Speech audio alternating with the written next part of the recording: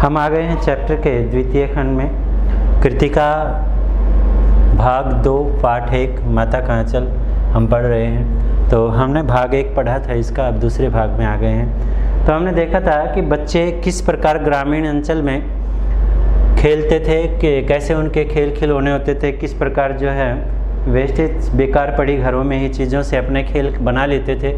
हमने देखा था कि वो टूटे हुए घड़े के महोड़े से किस प्रकार जो है चूल्हा बना लेते हैं, ठीकरों से जो है पतासे या जस्ते के टुकड़ों से पतासे बना लेते हैं, तो मिठाई की दुकान लगाते हैं। अब ऐसे ही हम देखते हैं कि इसमें हमने पढ़ा था, ये पैराग्राफ है कि किस प्रकार बारात जो है बच्चे निकालते थे, बारात का जुलूस निकालते थे।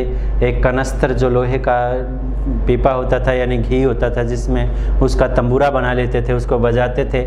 और किस प्रकार अमोले से सहनाई बनाते हैं, और टूटी हुई चूहेदानी से किस प्रकार पालकी बना लेते थे। तो ये सारी बातें आई थी। सबसे पहली बात तो ये है कि शिव पूजन साय जी ने माता के अंचल में माँ की विशेषता बताई है यहाँ पर, और यही बताया है कि किस प्रकार कोई भी मुसीबत आने पर बच्चे पिता के पास न जाकर माँ के पास जाते हैं। तो वही यहाँ पर वर्णन कर रहे हैं वो, और बच्चों के किस प्रकार के खेल होते थे, और खेल खेल में किस प्रकार जो है पिताजी बीच में आ जाते हैं, और पिताजी बीच में आने के बाद किस प्रकार वो अपने खेल को बिगाड़ कर चले जाते हैं। तो इसमें भी ऐसे ही था। कुल्हे का कलशा रखा जाता है, बारात लौट आती है, तो लौटते समय खटोली पर लाल ओहार की बात की गई है, अर्थात एक बिछोना डालकर उसमें दुल्हन को बैठा लिया जाता था, और लौट आने पर बाबूजी ज्यों ही ओहार उगाड़ कर यानी उसको कपड़े को उगाड़ कर दुल्हन का मुख निरखने लगते थे, तो बच्चे जो है हंसकर भाग जाते थे।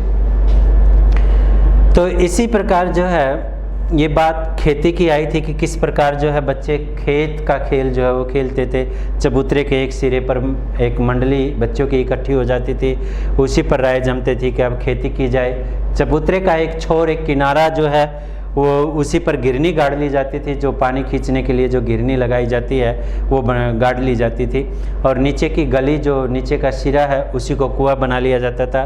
मूंज की एक बटी हुई पतली सी रस्सी ले ली जाती थी पानी खींचने के लिए, उसके साथ एक चुगड़ जिसमें दिए आदि लगाते हैं यानी जोत बत्ती जो करते हैं वो, उसी को बांध कर जो है गराड़ी पर चढ़ा लिया जाता था। और 2 बैल जो है बच्चे बन जाते थे, और उसको मोट होता है एक प्रकार का कोल्हू होता है जो पानी खींचने के लिए प्रयोग किया जाता है, और पहले जो है नीचे सिरे से ऊपर पानी खींचने के लिए मोट का प्रयोग किया जाता था। तो बैल जो है चारों ओर घूमते थे और पानी जो है मोट के द्वारा जो ऊपर लाया जाता था। तो वही मोट की बात होती है, जिसको रहट आदि भी कहते हैं पुराने समय में। चबूतरा खेत बनता था, यानी चबूतरे को ही खेत बना लिया जाता था। कंकड़ बीज ठेंगा यानी अंगूठे को ही हल जुआ बना लेते थे। बड़ी मेहनत से खेत जोते बोए पटाए यानी संवारे जाते थे। फसल तैयार होते ही देर न लगती और हम हाथों हाथ फसल काट लेते। काटते समय बच्चे एक लोकगीत है वो गाते थे कि ऊंच नीच में भई क्यारी, जो उपजी सो भई हमारी। यानी ऊंचे नीचे की कियारी हैं, यानी एक ज़मीन का एक छोटा हिस्सा वो, और जो उपजी जो भी पैदा हुई फसल वही हमारी है। तो फसल को पहले क्या है, मशीनें नहीं होती थी। शिव पूजन साय ने जिस समय की बातें लिखी हैं तो उस समय क्या है, पैरों से रौंद कर फसल को निकाला जाता था। जैसे गेहूं है, चना है आदि है, तो पैरों से रौंद कर, तो ऐसे ही उसको एक जगह रखा जाता था जो बनावटी फसल होती थी। और कसोरा जो मिट्टी का गिलास होता है एक प्रकार का, वो उसमें सूप बनाकर यानी एक प्रकार का जो चावल का जो सूपा होता है वो बना लिया जाता है, और एक ओसाते आंग किनारे में और मिट्टी के दिए के तराजू पर उसको तोल लिया जाता, और उसके पैसे जो है तैयार राशि जो है वो तैयार कर देते थे। इसी बीच जैसे वो खेलते थे तो हमें पता है कि बाबूजी आ जाते थे बीच में और पूछ लेते थे कि इस साल की खेती कैसे रही भोलानाथ। तो बस क्या था, बच्चे ज्यों का त्यों अपना खेल यानी खेल खलियान जो भी बनाया था खेत खलियान, उसको छोड़कर हंसते हुए भाग जाते थे, और कैसी मौज की खेती थी ये बताया गया। तो ऐसे नाटक बच्चे प्रतिदिन, यानी हम लोग, यहाँ शिव पूजन साय ने कहा कि हम बचपन में ऐसे बहुत सारे खेल खेलते थे। बटोही भी कुछ देर ठिठक कर, यानी आने जाने वाले व्यक्ति भी कुछ देर वहाँ पर खड़े होकर हम लोगों के तमाशे देखा करते थे। जब कभी हम लोग ददरी के मेले में जाने वाले आदमियों का, ददरी का प्रसिद्ध मेला लगता है हर वर्ष, तो उसी मेले की बात की गई है।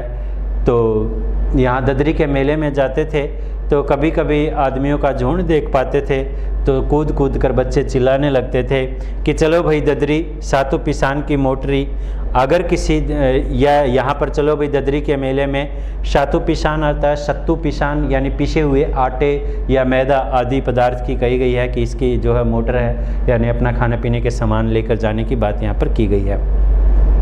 अगर किसी दूल्हे के आगे आगे जाती हुई ओहारदार पालकी देख पाते, यानी कभी कोई बारात देख लेते और कोई दूल्हे के आगे आगे कोई पालकी जा रही होती थी, ओहारदार यानी ऊपर से कपड़ा ढकी हुई पालकी सुंदर सजी हुई, तब खूब ज़ोर ज़ोर से चिल्लाने लगते थे।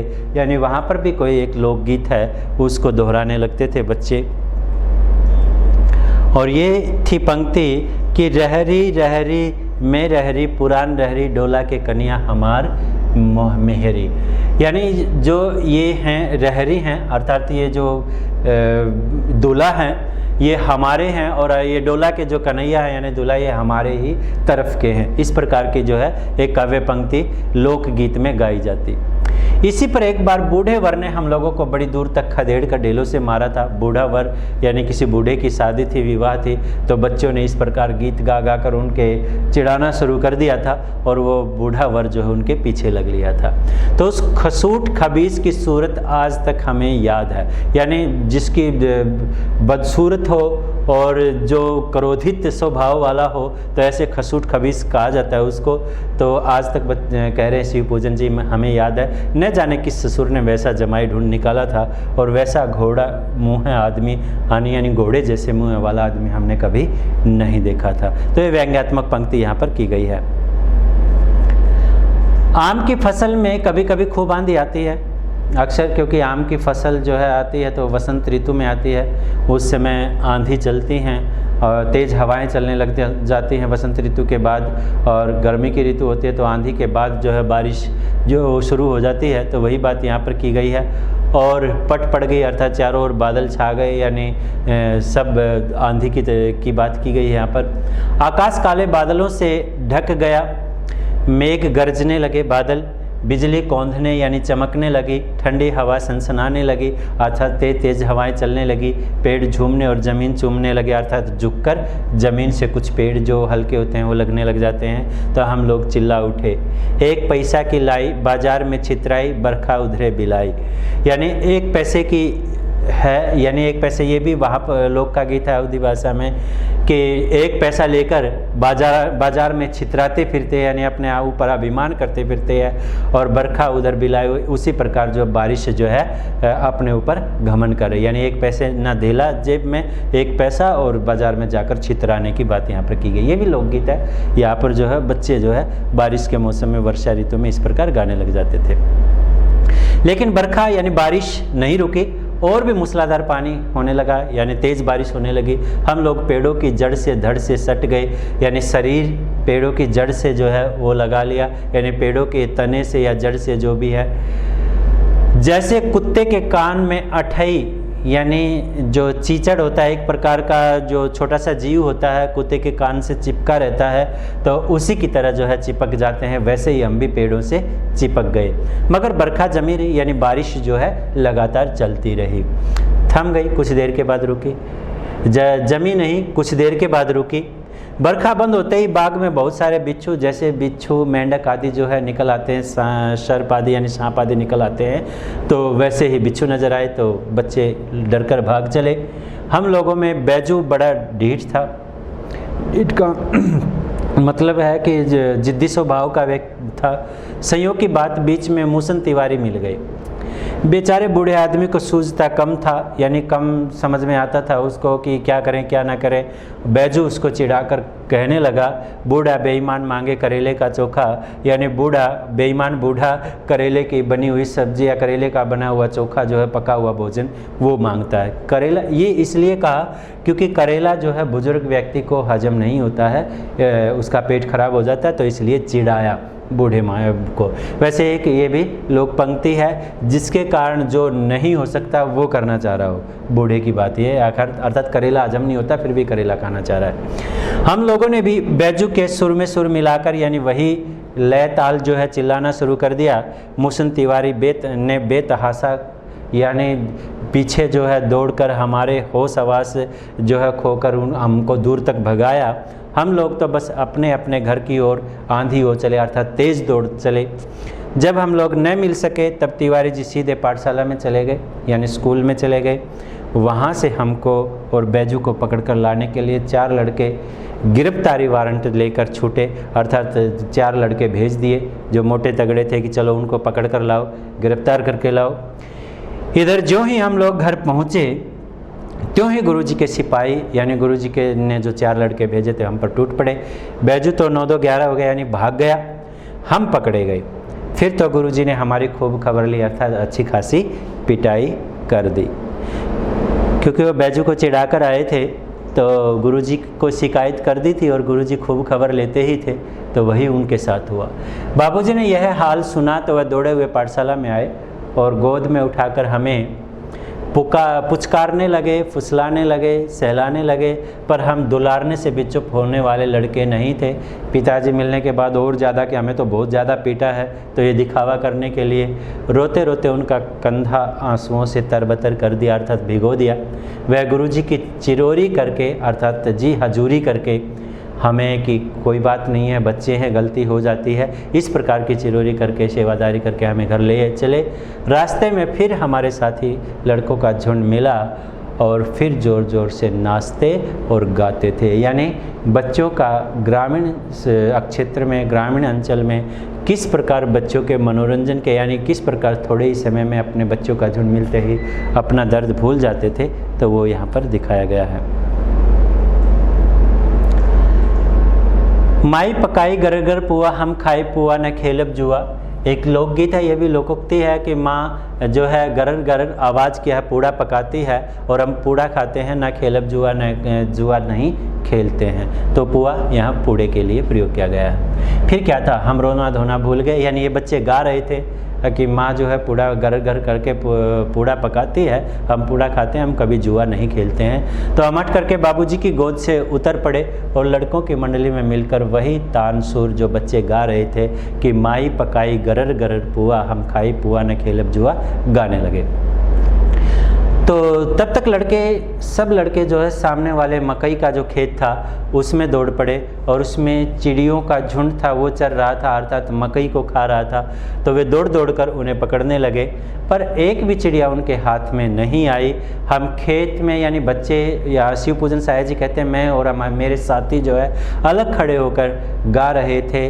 और एक ये बच्चों का एक पुराना लोकगीत है, एक पंक्ति है कि राम जी की चिड़ी, राम जी का खेत, खा लो चिड़ी या खा लो चिड़िया भर भर पेट। तो इस प्रकार क्योंकि चिड़िया पकड़ नहीं पाए तो इस प्रकार खेत से बाहर खड़ा होकर, ये एक प्रश्न भी बनता है यहाँ पर कि बच्चे जब चिड़ियों को नहीं पकड़ पाए तो क्या कर रहे थे और वहाँ पर क्या वातावरण था। तो वो बताया गया है कि बच्चे जब खेत में दौड़े, चिड़ियों का झुंड चल रहा था, चिड़ियों को पकड़ने का प्रयास कर रहे थे, तो उनको चिड़ियाएँ कोई भी हाथ नहीं आई, तो वो खेत से अलग खड़े होकर ये गीत गाने लगे, राम जी की चिड़ी, राम जी का खेत, खा लो चिड़ई भर भर पेट।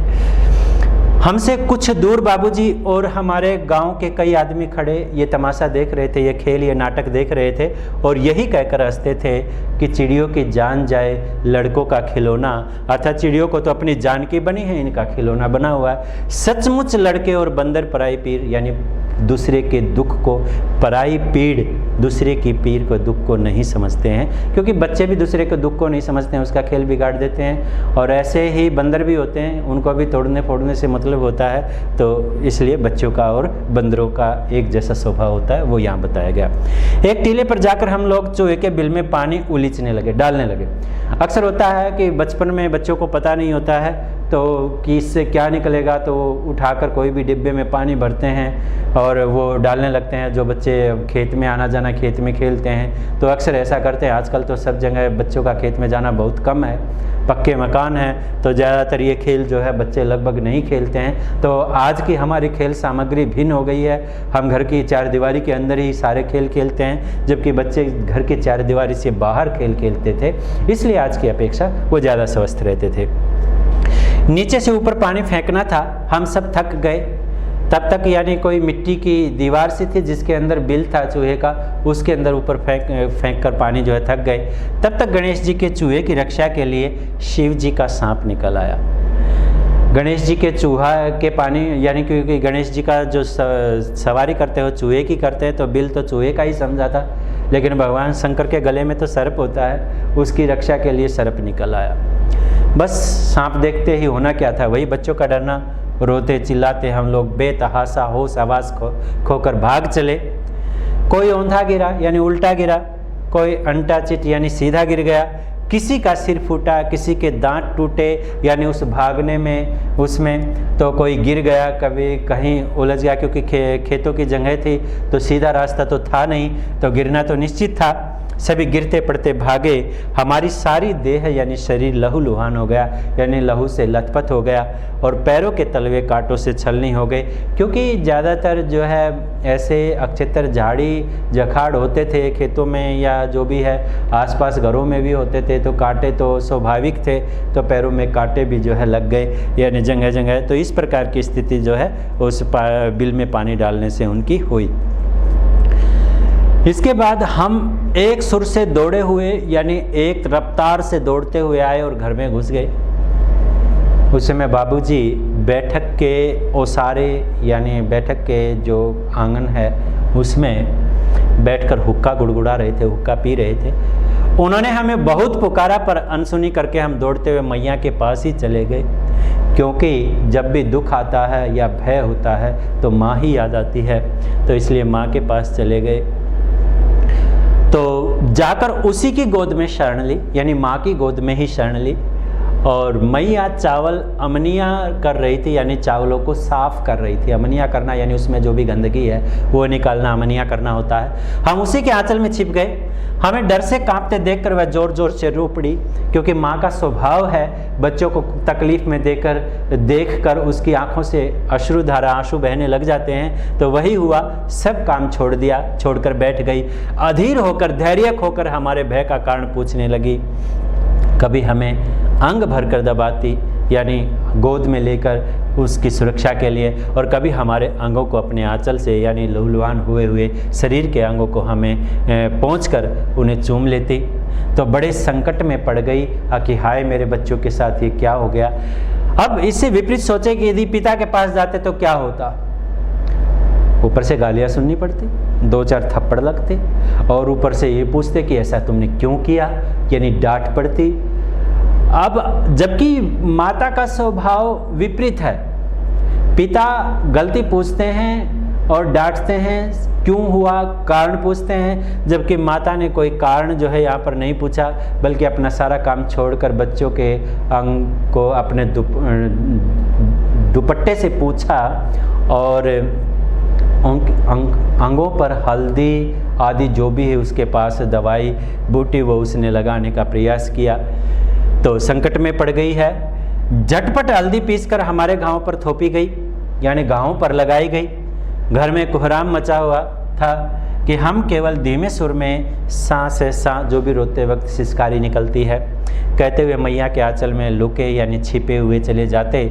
सारा शरीर थर-थर काँप रहा था सांप के भय से, रोंगटे खड़े हो गए थे। हम आंखें खोलना चाहते थे पर वे खुलती नहीं थी, क्योंकि बार बार वही डर आंखों के सामने था। हमारे कांपते हुए ओठों को मैया बार बार निहार कर रोती है और बड़े लाड़ से हमें गले लगा देती थी। इसी समय बाबूजी दौड़े आए, आकर झट से हमें मैया की गोद से अपनी गोद में लेने लगे। पर हमने मैया के आंचल की प्रेम और शांति के चंदेवे की यानी गोद की छाया को नहीं छोड़ा। क्यों? क्योंकि माँ की गोद में जो प्रेम है, माँ के आंचल में जो प्रेम है, वो शायद ही इस संसार में किसी संबंध में होता हो। तो यहाँ पर शिव पूजन साहेब जी माँ क्या है, एक बच्चे के लिए कितनी करुणापूर्ण है, कितनी उसके अंदर दया अनुभूति है, सहानुभूति है, किस प्रकार हर भले ही व्यक्ति बूढ़ा हो जाए लेकिन माँ जो है वो जब तक है वो उसे भूल नहीं सकता, क्योंकि उसके लिए वो बच्चा ही रहता है। तो ये था बच्चों की खेल की सामग्रियाँ किस प्रकार थी, कौन कौन से खेल बच्चे खेलते थे। तो हमने देखा था कभी मिट्टी के बर्तनों से यानी मिट्टी की चीज़ों से ही वो अपनी दुकान बना लेते हैं, और कभी जो है मिठाइयों की दुकान बनाते हैं, कभी वो विवाह शादी विवाह आदि बारात निकालने का खेल खेलते हैं, कभी खेती करते हैं। तो 3-4 प्रकार के खेल आए। तो 3-4 प्रकार के खेल आपको याद रखने, कौन कौन से खेल किन किन चीज़ों से खेलते थे ये ध्यान रखना है। इसके बाद किस प्रकार जो है बच्चे खेल रहे थे, चूहे के बिल में पानी डाल रहे थे तो वहाँ पर क्या निकल आया, कैसे भागे, लूलुहान हुए, घर तक पहुँचे, पिताजी कहाँ बैठे हुए थे ये ध्यान रखना है, और वो कहाँ पर पहुँचे, माताजी के पास पहुँचे, माँ क्या कर रही थी, चावल अमनी आ रही थी, साफ़ कर रही थी, सब सारा काम छोड़कर माँ जो है कि उन बच्चों को अपने गोद में लेकर उन्हें चूमने लगी, उनके घावों पर हल्दी लगाई उसने और अपने आंचल में छिपा लिया। वो डरी हुई थी और बच्चे जो है उसकी गोद में, पिताजी आए भी गोद में उठाने के लिए, लेकिन जो है जो बच्चे माता के आंचल में प्रेम और शांति का अनुभव कर रहे थे वो उनको और कहीं नहीं लगा, तो उन्होंने माता की गोद नहीं छोड़ी, माँ के आंचल की छाया नहीं छोड़ी।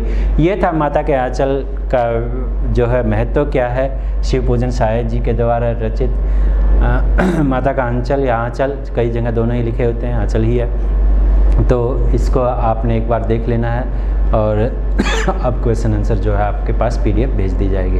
ओके, आज इतना ही।